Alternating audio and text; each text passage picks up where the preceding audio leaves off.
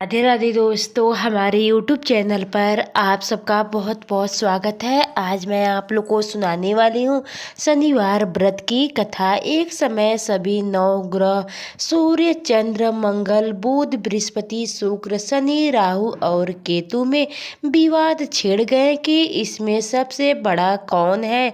सभी आपस में लड़ने लगे और कोई निर्णय न होने पर देवराज इंद्र के पास निर्णय कराने पहुंचे। इंद्र सबसे इससे घबरा गए और इस निर्णय को देने में अपनी असमर्थता जताई, परंतु उन्होंने कहा कि इस समय पृथ्वी पर राजा विक्रमादित्य हैं जो कि अति न्यायप्रिय हैं, वे ही इसका निर्णय कर सकते हैं। सभी ग्रह एक साथ राजा विक्रमादित्य के पास पहुंचे और अपना विवाद बताया, साथ ही निर्णय के लिए कहा। राजा इस समस्या से अति चिंतित हो उठे क्योंकि वे जानते थे कि जिस किसी को भी छोटा बताया वही कुपित हो उठेगा। तब राजा को एक उपाय सूझा। उन्होंने स्वर्ण, रजत, कस्या, पीतल, सीसा, रंगा, जसत, अभ्रक और लोहे से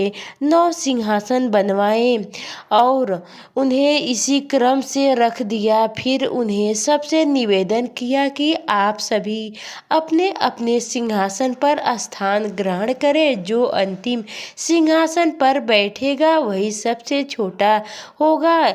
इस अनुसार लोहे का सिंहासन सबसे बाद में होने के कारण शनिदेव सबसे बाद में बैठे तो वही सबसे छोटे कहलाएंगे।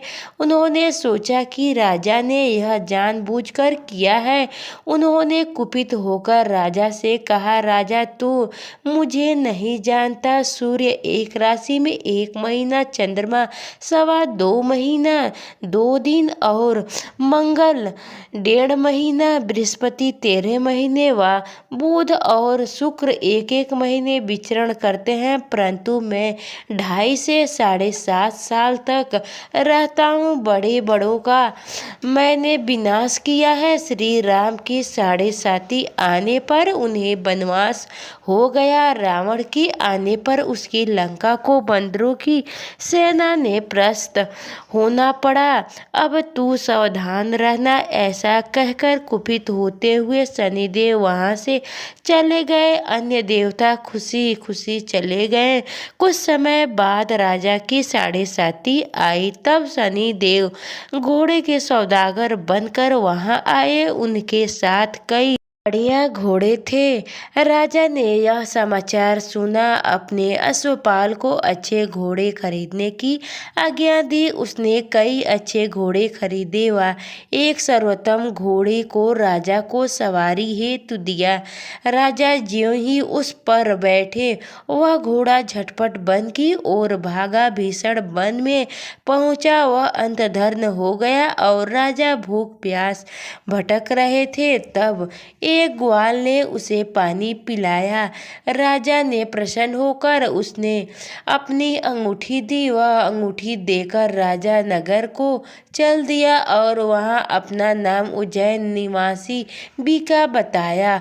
वहां एक सेठ की दुकान में उसने जल इत्यादि पिया और कुछ विश्राम भी किए। भाग्यवश उस दिन सेठ की बड़ी बिक्री हुई। सेठ उसे खाना इत्यादि कराने खुश होकर अपने साथ घर ले गया। वहां राजा ने एक खूंटी पर देखा कि एक हार टंगा है जिसे खूंटी निगल रही है। थोड़ी देर में पूरा हार गायब था। तब सेठ ने आने पर देखा कि हार गायब है। उसने समझा कि बीका ने ही उसे चुराया है। उसने बीका को कोतवाल के पास पकड़वा दिया। फिर वहां के राजा ने भी उसे चोर समझकर हाथ पैर कटवा दिए। वहां चौरंगिया बन गया और नगर के बाहर फिकवा दिया गया और वहां से एक तेली निकल रहा था जिसे दया आई और उसने बीका को अपनी गाड़ी में बिठा लिया। बीका अपनी आवाज देकर बैलों को हाँकता रहता। उस काल राजा की शनि दशा समाप्त हो गई। वर्ष काल आने पर वह मल्हार गाने लगा। तब वह जिस नगर में था वहाँ की राजकुमारी मनभावती को वह इतना भाया कि उसने मन ही मन प्रण किया कि वह उस राग गाने वाले से ही विवाह करेंगी। उसने दासी को ढूंढने भेजा। दासी ने बताया कि वह एक चौरंगिया है, परंतु राजकुमारी ना मानी। अगले ही दिन से ही वह अनशन पर बैठ गई कि विवाह करेगी तो उसी से उसे बहुत तेरा समझाने पर भी जब वह ना मानी तो राजा ने उसे तेली को बुला भेजा और विवाह की तैयारी करने को कहा। फिर उसका विवाह राजकुमार से हो गया।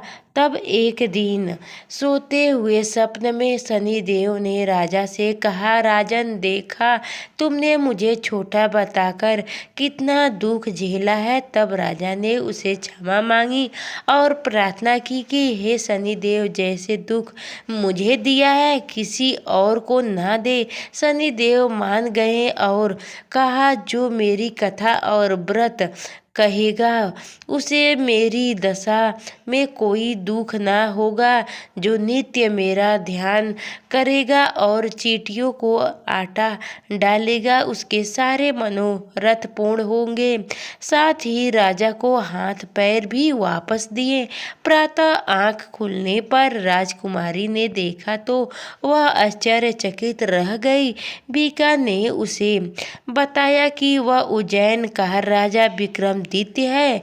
सभी अत्यंत प्रसन्न हुए। सेठ ने जब सुना तो वह पैरों पर गिरकर क्षमा मांगने लगा। राजा ने कहा कि वह तो शनिदेव का कोप था, इसमें किसी का कोई दोष नहीं है। सेठ ने फिर भी निवेदन किया कि मुझे शांति तब मिलेगी जब आप मेरे घर चलकर भोजन करेंगे। सेठ ने अपने घर नाना प्रकार के व्यंजनों से राजा का सत्कार किया। साथ ही सबने देखा कि जो खूंटी हार निगल गई थी वही सब अब उसे उगल रही थी। सेठ ने अनेक मोहरे देकर राजा का धन्यवाद किया और अपनी कन्या श्री कुंवारी से परिणय का निवेदन किया। राजा ने हर्ष स्वीकार कर लिया।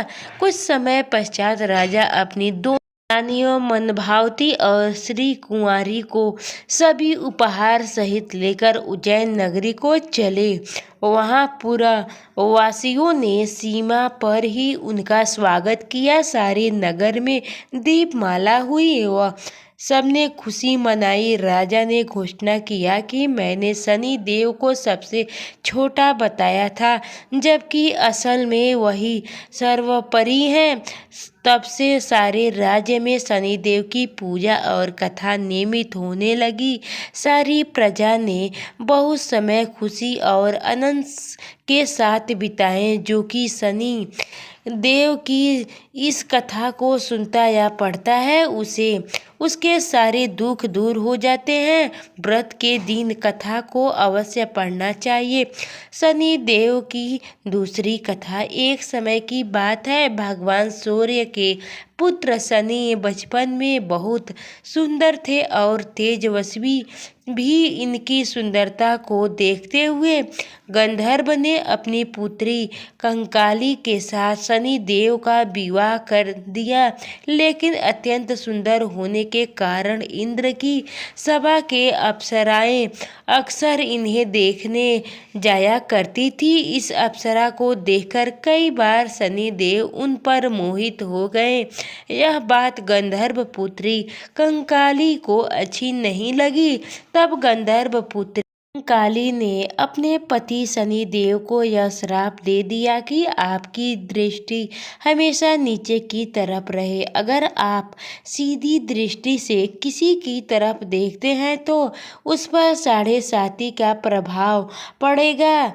तब शनि देव भगवान शिव की घोर तपस्या की। तपस्या के पश्चात भगवान शिव प्रसन्न हुए और बोले, हे सूर्यपुत्र शनि देव वर मांगो। तब शनि देव बोले, यह सदा शिव शुभ हम पर कृपा करके हमें सृष्टि पर सीधे देखने के लिए वर दीजिए। भगवान शिव बोले, जो व्यक्ति शनिवार के दिन पीपल नीचे तेल चढ़ेगा उस पर तुम्हारे पड़ने वाले को दृष्टि शुभ दृष्टि में बदल जाएगी। इसलिए शनिवार के दिन पीपल के नीचे शनि देव की पूजा होती है।